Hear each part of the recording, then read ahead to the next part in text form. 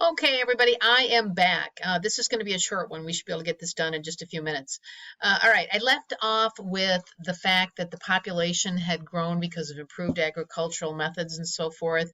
But then, because Japan is Japan and there's only so much land, people started to get very nervous that they were growing faster than they could handle.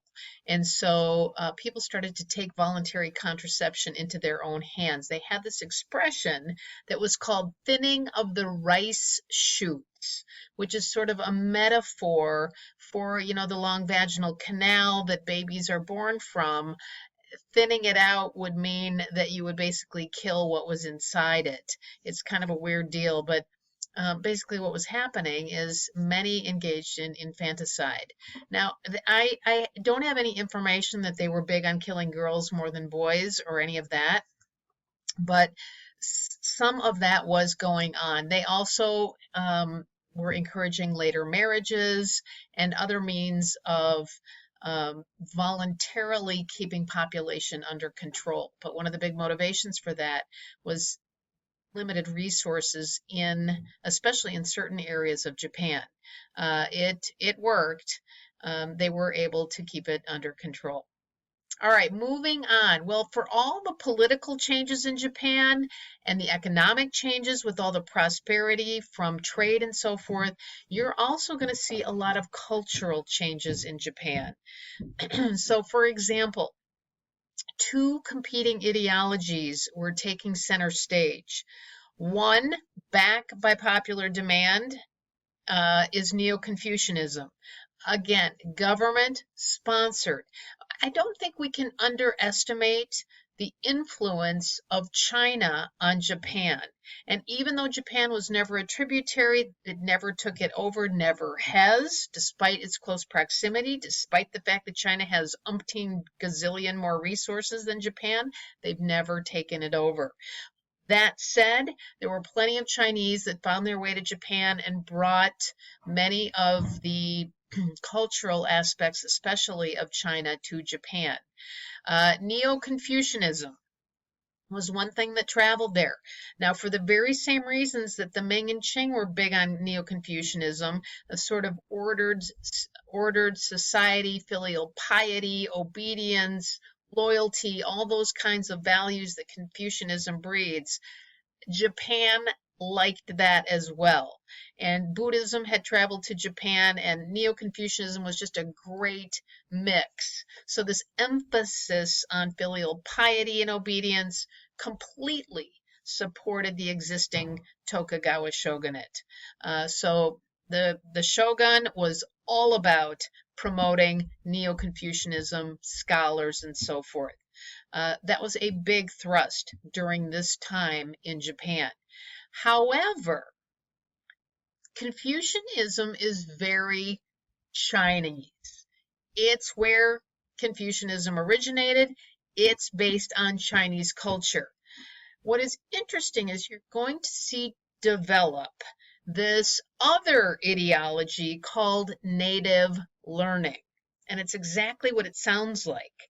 In this movement, Japanese were emphasizing Japanese traditions and culture. So you start to see the seeds of xenophobia emerge. It's this fear of outsiders and foreigners. And it is not coincidental, I don't think, that xenophobia is starting to mature in Japan at the very same time that the Europeans are being kept out. So they're sort of developing. Xenophobia is where you are, you think your own ethnicity is the best and you are fearful of others.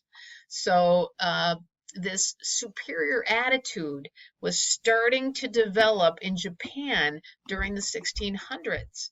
Now, if you fast forward, everybody, to World War II, you can see this whole sort of attitude play out in the way they approached things in World War II. We'll be circling back to this, but a lot of this sort of superior cultural attitude is going to carry them through the next several hundred years.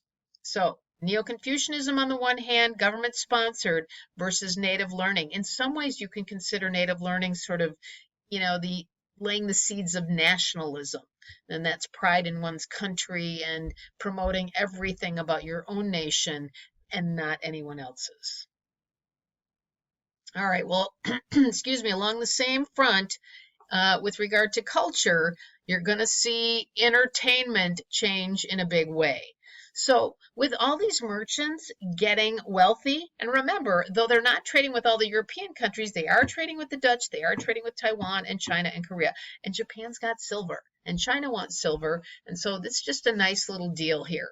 So Japan has its own goods that it's selling, and it's selling similar things as China. So there is growing merchant prosperity. And what that means is a lot of people have more resources, more discretionary income for things like entertainment. So you're going to see this interesting development between the rigid rules of the Bakufu court. In other words, in Edo, it's very prim, very proper. Everyone's dressed up to their regal garb and so forth. Very, very, from the Heian period on, it was very rigid and you behaved a certain way, and it was all very um, moralistic and all these things. So on the one hand, you've got that going in Edo, and then you've got this way more relaxed culture going on in the urban areas with people having more money to do, other kinds of entertainment. So floating worlds was sort of a Japanese construct where they created things like pleasure centers and tea houses and brothels, which are like, places of prostitution, theaters, public baths, all these sort of semi-sensual, sexual kinds of things that were just sort of on the edge out there. The Kabuki Theater was playing all sorts of plays and so forth that were meant to sort of reflect modern day times. So again, this is not happening if A, you don't have peace and stability, and two, nobody has any money to do any of it. So I think things really changed on the cultural front there. And then finally, last but not least, you have, of course, the never say die Christians.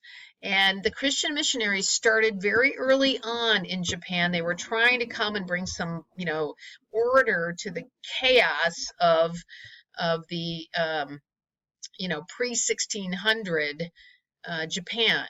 And the early missionaries did have some success. In fact, because they always went with the traders and the traders had guns, a lot of the missionaries were able to convince the daimyo to convert to Christianity, and a lot of them did it for trade and military alliances with the Europeans. So if they could get their hands on guns, of course, then they had a lot more clout and strength and power in Japan. So we've seen this before. We saw it in Africa all day long. But this is not the first time that people have said, "Oh, sure, I'll convert to your religion so that I can be favored." So early on, some people, daimyo, did convert. However, the government got way nervous, and by around 1600, starting in about 1587, but going into as the unification of Japan was happening, huge, huge Christian persecution. I mean, bad. You can see in the picture here, this poor Christian minister, or, maybe he's a Jesuit, I don't know who he is, but he is about to meet a very ugly death. They are about to cut off his head. You can tell it's Japan in the background here. They are very fearful of Christianity. They don't want, Japan does not want to become another subjugated nation like the Americas, like the Caribbean, like the coasts of Africa and so forth.